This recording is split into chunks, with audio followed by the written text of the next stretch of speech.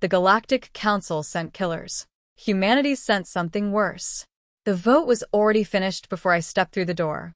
I knew at the moment I entered the chamber. The air was wrong, too still, too cold. 37 alien delegates seated in a perfect crescent above me, and not one of them looked down. They looked at me the way you look at something that no longer requires your full attention. That was the first sign. The second was the empty chair beside the council translator. No one had bothered to assign me a seat. I was not a participant. I was an audience. My name is Lieutenant Commander Sasha Volkov. I represent the United Earth Diplomatic Corps, Sector 6. I've spent 13 years in rooms like this one. Cold rooms. Tall rooms. Rooms designed to make humans feel small. The council is very good at architecture. Every surface in the Nexus chamber is polished obsidian, and the ceiling rises so high that the upper edges blur into permanent shadow. You are always looking up. That is not an accident. The lead delegate, a being called Arbiter Zale, 6 limbs, gray-green skin, eyes that blink vertically, finally looked at me.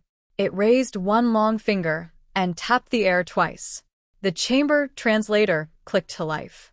The council has reached a decision regarding the human expansion territories. Not good morning. Not we appreciate your attendance. Just that. I kept my hands still at my sides. 13 years of practice, and I still had to focus to keep my fingers from tightening. Zale read from a flat, glowing surface. The words came through the translator in clean, calm English, which somehow made everything worse. The human species has, over a period of 38 standard cycles, expanded without authorization into 3 protected stellar zones. During this expansion, the species has disrupted native biological development on the moon of the Lawn 7, contaminated the upper atmosphere of the Verdun cluster, and repeatedly ignored formal council warnings. The council has debated the matter for 5 standard cycles.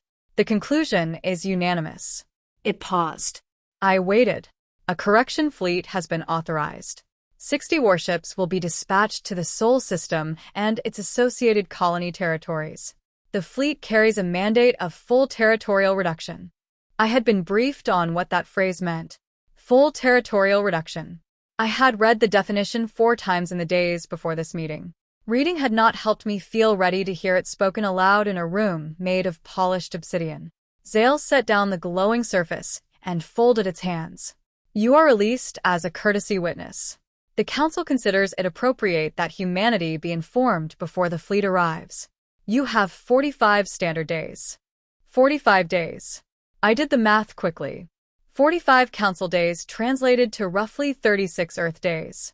The fleet, traveling at standard fold space speed, would reach Earth's outer system boundary in just under 34 days. 2 days to spare. Do you have a statement for the record? The translator asked. Every eye in the chamber was on me. Some had the look of faint, detached pity.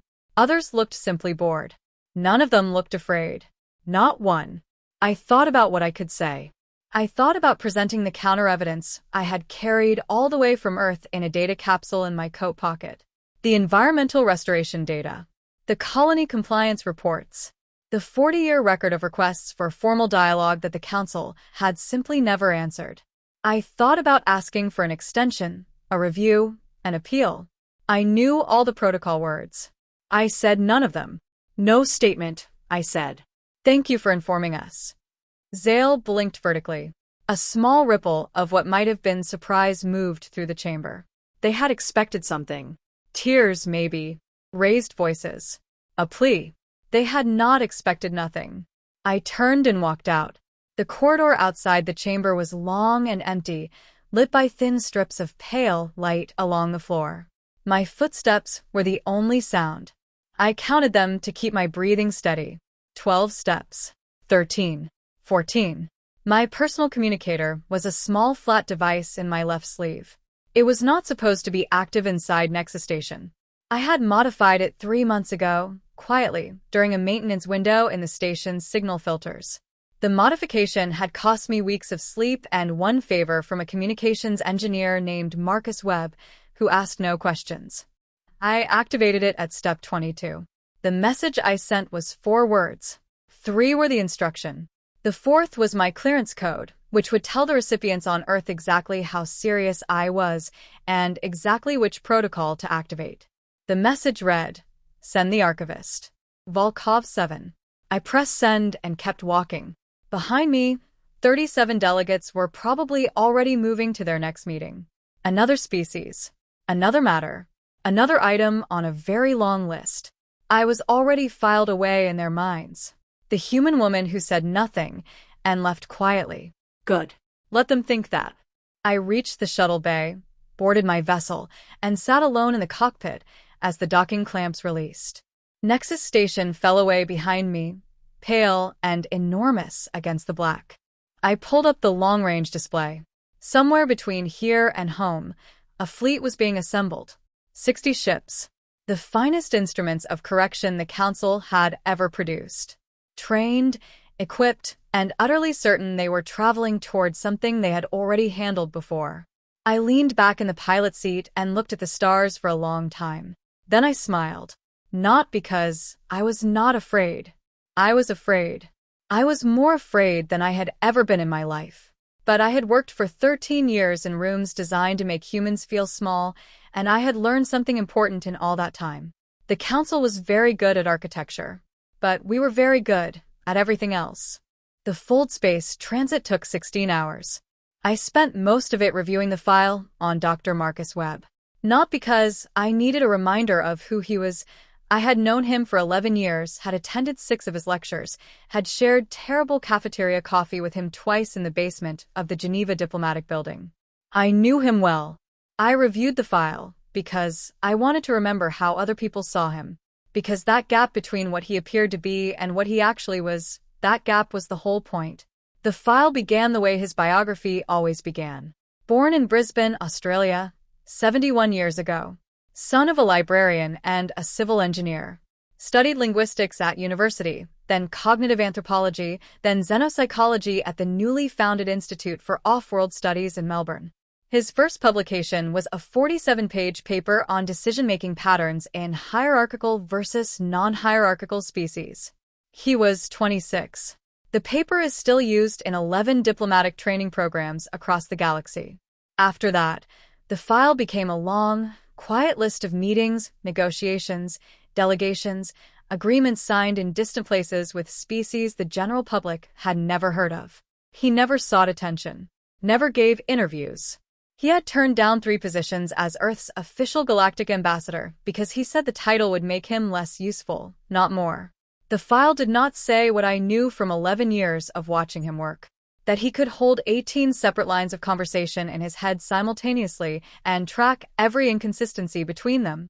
That he had read the full legal archive of the Galactic Council, all 380,000 pages of it, because he found it, in his words, genuinely interesting. That he remembered the name of every person he had ever met. And more importantly, he remembered what they cared about. That last part was the one that mattered. When the shuttle docked at Earth's orbital platform, he was already waiting. He was standing by the docking window with a paper cup of tea, watching my vessel come in. He was wearing a faded cardigan. He looked like somebody's grandfather waiting at a train station. "Sasha," he said when I stepped through the door. Not a question. Not "how was it?" Just my name. Calm and certain. "They voted," I said. "I know." He sipped his tea. "The archivist is ready. We depart in 5 hours." I stopped walking. "You already knew." He looked at me with mild patience. "I knew 3 weeks ago that the vote would go this way. I have been preparing since then." "How did you know?" "Because I read their internal communications archive going back 42 years. The pattern was clear. They have voted this way 5 times before against 5 other species. The circumstances were different each time, but the reasoning was the same." He paused. "Would you like some tea before the briefing?" I stared at him. "They are sending 60 warships to reduce our civilization." "Yes." He nodded gently. "That is why I have been preparing for 3 weeks. Come on, Sasha. The tea here is actually quite good." I followed him. The archivist was older than I expected. It was a converted research vessel, one of the original deep space exploration ships built in the 2180s, retrofitted with updated life support and communication arrays. It carried no weapons. Its hull was painted a dull, unremarkable gray. Its name was printed on the side in letters that were, I thought, smaller than the situation warranted. The crew was 14 people. A pilot named Aisha Khan, 4 communications technicians, 2 medics, 5 support staff, and Dr. Marcus Webb. That was it. I stood at the foot of the boarding ramp and looked at it. Then I looked at him.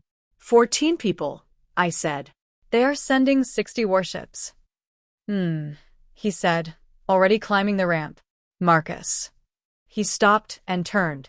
He looked at me with the same calm he had worn since the moment I stepped off the shuttle. Unhurried, unafraid, not performing courage, which I had seen plenty of. Actually, genuinely unafraid. Sasha, he said, I have spent 32 years building relationships with 23 species across this galaxy. I have read every public document and every semi-public document that the Galactic Council has ever produced. I know the names of the fleet commander's children. I know which 3 council member species have been quietly furious with the arbitration board for the past decade, and why. I know which 14 of the fleet captains joined the Correction Corps for reasons they no longer believe in. He tilted his head. What exactly are you worried about? I thought about this. That it won't be enough. He smiled. It was a small smile, the kind that meant he had already considered this and moved past it. It will be enough. Not because I am powerful, because I am patient, and I have been preparing, and they have not. He turned and continued up the ramp. They think this is already over. That is the only advantage I have ever needed. 5 hours later, the archivist left Earth's orbit, heading directly toward the oncoming fleet. Its broadcast signal activated automatically as we cleared the orbital boundary. It went out on every open frequency in 87 languages, repeated in a calm, steady loop. It said, "We would like to talk." The fleet received the message 6 hours later. I know this because the Council's response arrived exactly 6 hours and 14 minutes after we began broadcasting. The response was a single line, transmitted back through the standard diplomatic channel. The Parley Protocol is acknowledged. 1 representative may board the command vessel. Marcus was in his cabin when I brought him the message. He was sitting at a small desk, reading. He looked up, read the message once, and nodded. Good, he said. Tell Aisha to maintain course. He looked back at his reading. And Sasha? Do get some sleep. You look exhausted. I went back to my bunk. I lay in the dark and listened to the hum of the ship's engines. Somewhere ahead of us, 60 warships were waiting. The finest weapons the Galactic Council had ever built. Trained. Disciplined. Utterly certain. I closed my eyes. On the other side of the wall, I could hear Marcus Webb turning a page. The Council command vessel was called the Unwavering Resolve. I thought about that name when the archivist pulled alongside it. I thought about the person who chose it, what they were trying to say. Certainty was built into the name. Permanence. The idea that once the decision had been made, nothing would move it. I have always found it interesting when people build their confidence into the name of a thing before the thing has been tested. Marcus stepped off the boarding dock first. He was carrying a small bag, the kind a traveler might bring for an overnight trip. Inside it, I later learned, were the following items: a thermos of tea, a personal data tablet, for printed documents folded neatly, a small photograph of his grandchildren, and 380,000 pages of the Galactic Council's complete legal archive compressed onto a storage chip smaller than his thumbnail. Subcommander Veth was waiting on the other side of the airlock. I had read his file on the shuttle ride over. He was 44 years old by Council's standard reckoning. He had spent 22 of those years in the Correction Corps, rising steadily through competence and patience. His record was clean, precise. He had overseen 4 previous correction operations, all of which had concluded exactly as the Council intended. He was not cruel, the file said. He was thorough. He was also, judging by the look on his face when Marcus stepped through the airlock, not entirely sure what to make of the old man in the cardigan carrying a thermos. Marcus extended his hand, the human gesture of greeting. Veth looked at it for a moment, then grasped it with the 2-fingered grip his species used for formal acknowledgement. Dr. Marcus Webb, Marcus said warmly. Thank you very much for receiving me. I know this is unusual. The Parley protocol requires it, Beth said. His translator rendered his voice in flat, careful English. Yes, it does. Marcus smiled at him. You have a remarkable vessel. I read the design specifications on the way over. The structural engineering alone is quite impressive. Who designed the propulsion array? Beth blinked. That information is not relevant to this meeting. No, you're right. Forgive me. I find engineering interesting. Occupational hazard of spending too much time with technical people. Marcus looked around the corridor with genuine curiosity. Shall we find somewhere to sit? I've brought tea, though I suspect you may not drink it. I can never remember which of the council species find caffeine pleasant and which find it alarming. Beth looked at him for a long moment. Then he turned and walked. Marcus followed. I followed Marcus. The meeting room was a long, low space with a single table, chairs on both sides, and a viewport looking out at the assembled fleet. Through the viewport, I could see the other 59 ships hanging in formation, enormous and still. The sight of them was meant to be a reminder. Marcus sat down, set his bag on the floor, and poured himself tea from the thermos. He offered some to Beth, who declined with a slight movement of his hand. Marcus nodded pleasantly and took a sip. Then he looked at Beth and said, very gently, How long have you been away from home? Beth straightened slightly. That information is also not relevant. 7 months. Marcus guessed. 8. The fleet was assembled quickly from what I understand. That usually means individuals don't have time to complete their normal leave cycles. He tilted his head. Do you have family, Subcommander? Dr. Webb, Beth said, and his voice carried the tone of someone reasserting control of a meeting they felt slipping. The council has rendered its decision. This parley is a formal courtesy only. I am not here to be moved by personal conversation. Of course, Marcus said immediately. I understand completely. I only ask because I find it helps me to know who I am speaking with as a person, not just as a representative. It makes the conversation more honest. He set down his cup. And I want very much to be honest with you, Subcommander. That is why I came. Beth studied him. Speak. Marcus opened his bag and placed the folded documents on the table. These are 3 items from the Council's own legal archive.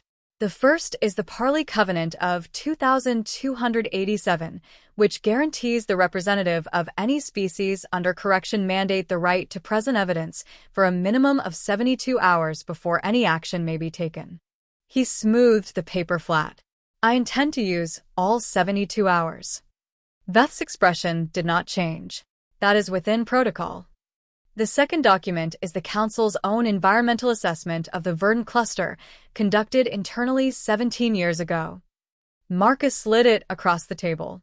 It concludes that the atmospheric changes attributed to human activity were already present in pre-contact surveys. The contamination the Council cited in their ruling was not caused by us. They have known this for 17 years. The room was very quiet. Beth did not touch the document, but his eyes moved to it. The third document, Marcus said, is a list of communications between senior council arbitrators and representatives of the Kether Mining Consortium conducted over the past 11 years. The communications outline an arrangement, informal, undocumented in public records, but very clearly documented in the Council's own internal servers, in which the correction mandate against humanity was agreed upon in exchange for exclusive mineral rights to 2 of the 3 stellar zones in question. Marcus folded his hands on the table. The fleet was not sent because humanity broke the law. The fleet was sent because certain council members found it profitable to send it. Beth did not speak for a very long time. I was sitting against the wall, watching his face. I had been trained to read faces, human and alien both. What I saw in his face was not anger, not denial. It was something harder. The look of a person who had suspected something for a long time and had chosen not to examine it, and who was now sitting across from someone who had examined it very carefully and brought the results in a folder. These documents, Beth said slowly. Where did you obtain them? From the Council's public archive, cross-referenced with a semi-public record, and supplemented with 3 sources whose identities I am not at liberty to disclose. All of whom, I should say, are currently serving council officials who grew tired of certain arrangements. Marcus took another calm sip of tea. I have the full archive on file if you would like to review any portion of it. All 380,000 pages. Veth looked at the documents on the table. Marcus waited. He was extremely good at waiting.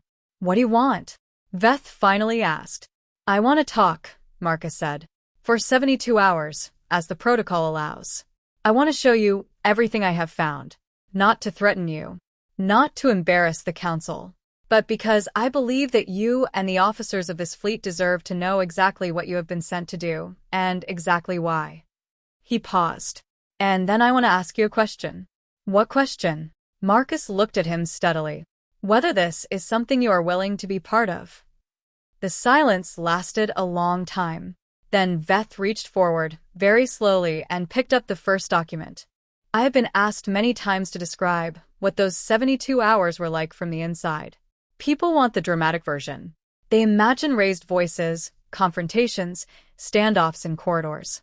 They imagine Marcus Webb standing on a table making speeches. They want to picture something that felt like a moment. It did not feel like that. It felt like a seminar. A very long, very quiet seminar in a room with a good viewport, conducted by a man who never raised his voice and never lost his place. I am going to try to describe it honestly. Hour 6. Marcus asked Veth about his home planet. Not strategically, I think. He was genuinely curious. He asked about the ecology, the seasonal patterns, the architecture. Veth answered cautiously at first, then with increasing detail, because it became clear Marcus was actually listening. He knew things about Veth's world that no outsider should know. He had read about it, of course. You grew up near the coastal shelf regions, Marcus said at one point. Veth paused. Yes. How did you know? The way you described the tidal patterns. People who grew up inland described them differently. Marcus smiled. I spent 4 years studying how people's home environments shape the way they perceive time. The shelf regions of your planet produce remarkable long-term strategists. It's not coincidence that your fleet records show a higher-than-average percentage of coastal-born officers in command positions. Veth was quiet for a moment. Then he said, almost despite himself, my mother was a fleet strategist. Was she good? A pause. Yes. Very good. Did you ever serve with her? Another pause. Longer. When I was young. Before she retired. Marcus nodded warmly. He asked a few more questions. Then he moved on, naturally without pressure, to the next document. He never pushed. He never circled back to squeeze sentiment out of a moment. He said what was genuine, and then he moved forward. That was the thing about him that was hardest to explain. Nothing he did felt like a tactic. It was all simply him paying full attention. Hour 18. Marcus began working through the council documents in earnest. This was the part one had expected to be confrontational. It was not. He read excerpts aloud in a clear, even voice. Then he set each page down and said, I am not presenting this to make you angry. I am presenting it because it is the truth of the situation, and I believe you have a right to it. Veth sat across from him. 2 of his senior officers had joined by this point, Commander Soren and Fleet Operations Officer Kell, both of whom had been called in as Veth's judgment required. They read the documents in silence. They asked technical questions about sourcing and verification. Marcus answered each one thoroughly. At one point, Soren said, if this is accurate, then the council's ruling was not a legal judgment. No, Marcus said. It was not. Then our orders are based on a fraudulent mandate. Yes. Soren looked at Veth. Veth did not look back. He was reading. Hour 33. 2 captains from the outer formation had formally requested permission to attend the meeting. Veth granted it after a brief discussion with Marcus. Marcus did not show surprise. He showed welcome. He learned their names, asked where they were from, and made space for them at the table as though this had always been the plan. At one point, one of the captains, a young officer named Torek, who could not have been more than 32 council years old, said quietly, I joined the Correction Corps because I believe the law was fair. It can be, Marcus said. That is why I am here. Not to argue against the council. To argue for what the council is supposed to be. And what is that? Marcus was quiet for a moment.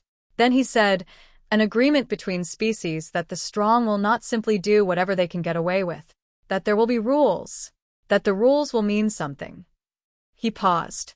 The mandate against humanity violates every one of those principles. Not because humans are innocent of every charge ever made. We are not. We have been careless. We have moved too fast and not asked enough questions. We have made genuine mistakes.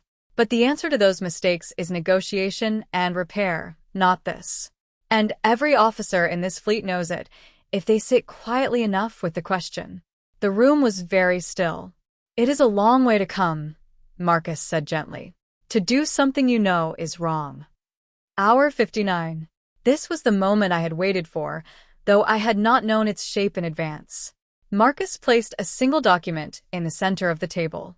It was not from the council archive. He had prepared it himself in the weeks before departure, in his quiet office in Geneva. It was a proposal, not a plea, not a concession, not a surrender document dressed in polite language. A proposal. It outlined the structure of a new oversight body for galactic affairs, a coalition of 9 species, each of whom had separately communicated to Marcus over the past 3 decades their dissatisfaction with how the council operated. He had been building those relationships for 32 years. He had been patient about it, the way some people are patient about tending a garden, understanding that the harvest would only matter when the moment arrived. 9 species, Beth said, reading the proposal. 9 species who have already agreed in principle, pending this conversation. Marcus looked at him calmly. The coalition needs a co-founding member from within the Correction Corps. Someone whose testimony about the fraudulent mandate would be credible. Someone whose decision to stand down rather than carry out an unjust order would carry weight. Beth looked up. You want me? I want you to decide, Marcus said. Those are different things. The silence this time lasted a very long time. Outside the viewport, 59 warships waited. Inside the room, one tired old man and one career military officer sat across a table from each other in the quiet. And the weight of every decision that had brought them both to this room pressed down on the air between them. I have 18 officers, Beth said finally, who will follow whatever I decide. I know, Marcus said. And if I stand the fleet down, there will be consequences from the council. Yes. Though fewer than you might think. 3 senior arbitrators have already confirmed they will support the coalition's formal challenge of the mandate's legality. The council's position is considerably weaker than it appears from the outside. Veth looked at the proposal. He looked at it for a long time. You knew this would end here, he said. Not an accusation. More like wonder. From the beginning? I hoped, Marcus said. I do not think it is honest to say I was certain. People surprise me sometimes, in both directions. But yes. I thought this was possible. And if it had not worked, Marcus considered this. Then I would have tried something else, he said simply. At hour 64, Veth transmitted the stand-down order to the fleet. All 60 ships confirmed. Then he transmitted a second message on the Council's formal channel, citing the Parley Covenant and requesting an emergency review of the mandate's legal basis. Signed by himself, Soren, Kell, and 14 other officers. I sat against the wall and breathed. Marcus packed up his bag. He put the thermos inside. He folded the documents carefully. He picked up the small photograph of his grandchildren, looked at it for a moment, and put it away. Veth watched him. How do you do it? He asked. Marcus looked up. Do what? Stay that calm. Through all of it. Marcus thought about this seriously, the way he thought about everything. I am not calm because I am not afraid. I am calm because I have done the work. When you have done the work, fear becomes much smaller. It is still there, but it has less room. He zipped the bag closed. I have been preparing for this conversation for 32 years. When you have been preparing for something for 32 years, you tend not to panic when it arrives. He stood, picked up his bag, and looked at Veth steadily. Thank you, he said. for listening. 6 months later, I was sitting in a small cafe in Melbourne when Veth found me. The earth had not been quiet during those months. Nothing in human history ever stays quiet for long. But it had been free. That was the important thing. Free and still moving the way it always had. The cafe was on a hill overlooking the city. I had come here because the coffee was good and the view was better, and because there is something about sitting quietly with a hot drink and a wide view that helps a person think. I had done a lot of thinking in those 6 months. Veth walked in at 10:30 on a Thursday morning. He was wearing a civilian transit suit, the kind the interstellar arrival ports issue to non-human visitors during their orientation period. It was pale gray and a size too large across the shoulders. He looked, I thought, slightly lost, which was an expression I had never seen on his face during the 72 hours on the unwavering resolve, where he had always looked like a person who knew exactly where he was. I waved. He saw me and came over. "Lieutenant Commander Volkov," he said. "You can call me Sasha," I said. "Please sit down." He sat. He looked at the cafe around him. The morning crowd was light. A few people on laptops. 2 elderly women sharing pastries. A young man reading a printed book. Melbourne street sounds drifted in through the door when it opened. "This is where you come to think," he said. "Some days." "Yes." A server came over. Veth examined the menu with the careful attention of someone who understood none of it. I ordered him a flat white and told him it was one of the simpler human drinks. When it arrived, he looked at it for a long moment, then tasted it cautiously. His face moved through several expressions in quick succession. "That is," he said and paused. "That is very strong. You get used to it. Humans drink this every day, multiple times a day." He looked at the cup with something between respect and alarm. Then he ordered another one. I thought that was either very brave or very stubborn, and both of those qualities I had already known he had. "How are you settling in?" I asked. "It is," he said, searching for the word. "Large. Earth is large. Not in physical measurement. I have visited larger worlds, but in the amount of things happening at once." He looked out the window at the city. On the unwavering resolve, everything had a purpose and a place. Here, everything seems to be happening for 15 different reasons simultaneously. "Welcome to Earth," I said. He drank his coffee. I drank mine. A tram went by on the street below. "I want to ask you something," he said. "I have been wanting to ask it since the ship." "Go ahead." "Your people," he said carefully. "You are facing the end of everything you are. Your planet. Your colonies. Everyone you know. And you sent one person. One old man with a bag and a thermos." He looked at me steadily. Why? "How did you trust that much?" I turned the question over. It was a good question. I had asked myself a version of it many times. "We did not trust blindly," I said. "We trusted because of what we knew. We knew who he was. We knew what he had built over 32 years. We knew that he had read everything worth reading and remembered all of it. We knew that he had never walked into a room he had not already thought about from 17 angles." I paused. Trust is not the same as hoping for the best. Trust is what you feel when the evidence is so clear that doubt becomes the less rational choice. Veth was quiet. "Also," I said, "he asked us to. And when Marcus Webb asks you to trust him, you find that you do." The corner of Veth's mouth moved. It might have been a smile. His species expressed that particular emotion differently, but I had been reading alien faces long enough to recognize the equivalent. Across the city, in the long glass building that housed the United Earth Diplomatic Corps, the Coalition's founding charter was being signed that same morning. 9 species and 1 species newly risen from a correction mandate, all putting their names to something new. Marcus had not attended. He had told the organizers that they did not need him at the signing. "The work is done," he had said. "The ceremony is for everyone else." He was reportedly at home in Brisbane gardening. I had received a message from him that morning. It was short, which was typical. He did not use many words when fewer would do. It said, "The first generation always plants the trees. They rarely get to sit in the shade. That is fine. The shade is the point." I had read it twice. Then I had gone to get coffee. Veth looked out the window. Melbourne stretched to the horizon, and beyond it the ocean caught the morning light and held it in long, bright lines. 11 of my officers have applied for residency in the coalition territories, he said. Torek included. Torek will do well, I said. I thought so on the ship. He is already studying 3 new languages. Veth paused. He said Dr. Webb told him that the most important thing a person can do in a new situation is listen more than they speak. He would say that. Do you think he is right? I thought about 13 years of cold rooms and tall ceilings. I thought about the moment in the Nexus chamber when I chose not to speak, and the way the silence had moved through the room. I thought about Marcus Webb sitting across a table from a fleet sub-commander, asking him about a mother who is a strategist, and the way the question had opened something. Yes, I said. I do. Veth drank the rest of his coffee.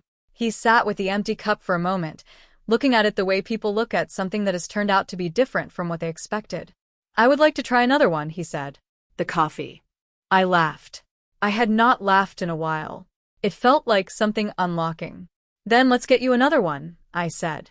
We sat there for another hour. The city moved around us. The ocean held its light. 2 people from 2 different worlds sat in a small cafe on a hill and talked about nothing important and everything that mattered, which is what people do when the crisis is behind them and there is space, finally, to just be somewhere. The Galactic Council dissolved formally 9 weeks later. The announcement came through on a standard broadcast, formal, official, the way the Council always communicated. The Coalition issued a response the same day. 9 sentences long. Written by 3 different species and edited by a retired professor in Brisbane who had returned 1 round of changes with the note. The 3rd paragraph is stronger without the qualifications. Say what you mean. The response was reprinted across 14 planetary news systems. One editorial on the Araf homeworld called it the clearest diplomatic document produced in 40 years. The writer did not know who had edited it. We put the Council's final official designation of humanity on the wall of the UN Assembly Hall. A senior diplomat had proposed it as a joke. Then no one could think of a reason not to do it. It hung above the main entrance, so every person walked under it coming and going. It read, "Unclassifiable threat." Below it, someone had added in small, neat letters that the facilities maintenance team had decided to leave in place. We take that as a compliment. I walked under it every morning on my way in. Some mornings I looked up. Some mornings I did not. On the mornings I did, I thought about an old man with a thermos and a dated chip and 32 years of quiet, patient work, sitting across a table from a stranger who had enough honesty left in him to pick up a document and read it. That was the whole story, really. When you strip away the fleet and the council and the cold chamber and the polished obsidian walls, it came down to that. A person who had done the work, and a person who was willing to listen. We were not the strongest species in the galaxy. We were not the fastest or the oldest or the most technologically advanced. We had made genuine mistakes, and we would make more. We were, as the Council had noted, unclassifiable. But we were persistent. We were curious. We paid attention in ways that other species had stopped paying attention to. We remembered names. We asked follow-up questions. We spent 32 years building friendships we did not cash in until the moment was exactly right. And when the galaxy sent its best to end us, we sent one man with a bag and a thermos and the full weight of everything he had ever learned. And he sat down at a table. And he started talking. 1 year after the signing, the Coalition's new headquarters stood on the site of the old Nexus station, repurposed, renamed, rebuilt. The polished obsidian walls had been replaced with something warmer. A material called wood, imported from Earth at considerable expense, installed by human and alien workers standing side by side. The ceiling no longer blurred into shadow.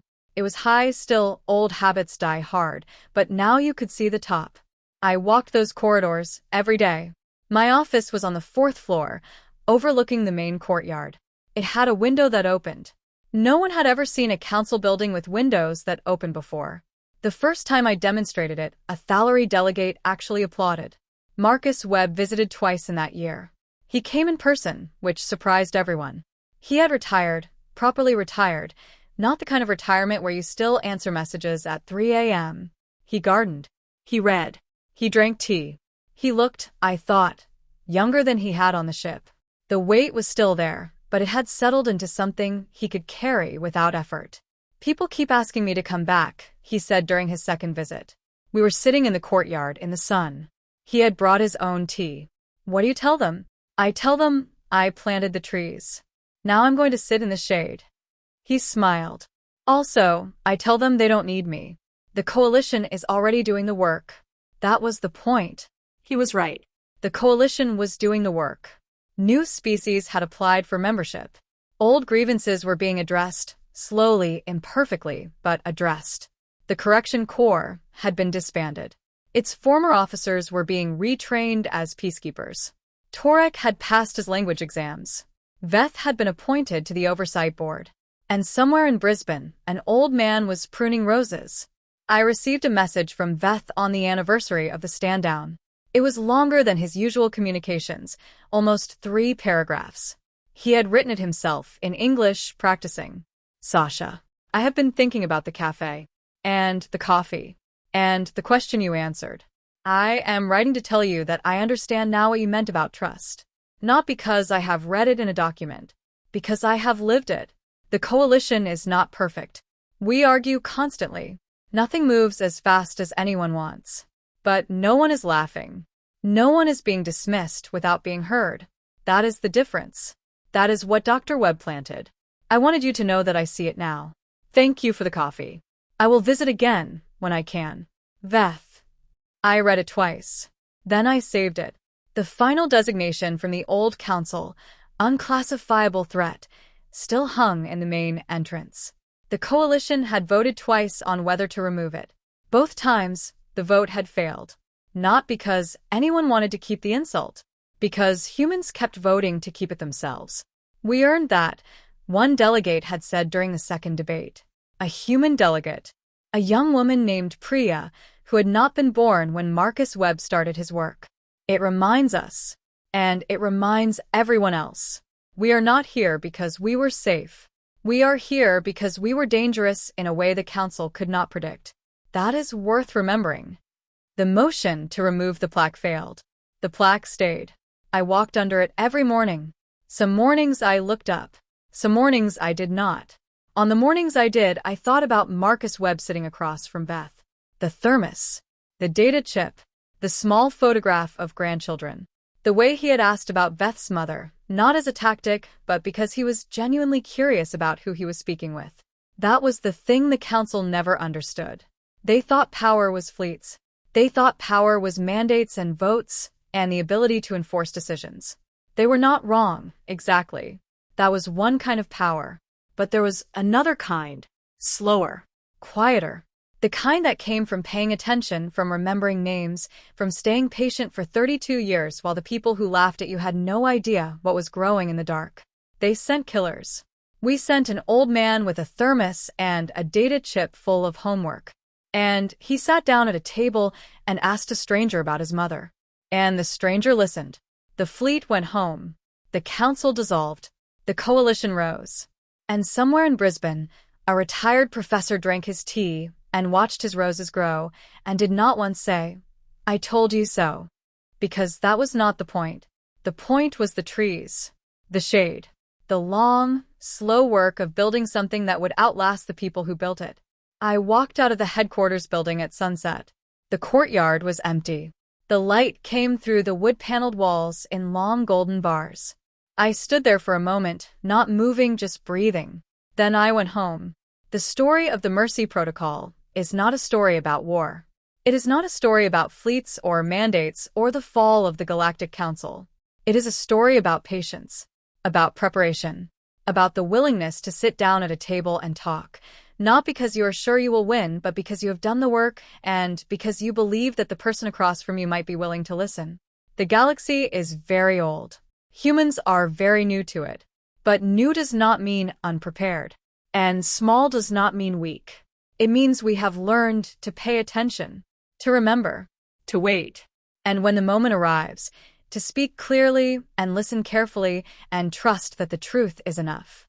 The council sent killers. We sent a gardener. And the garden is still growing.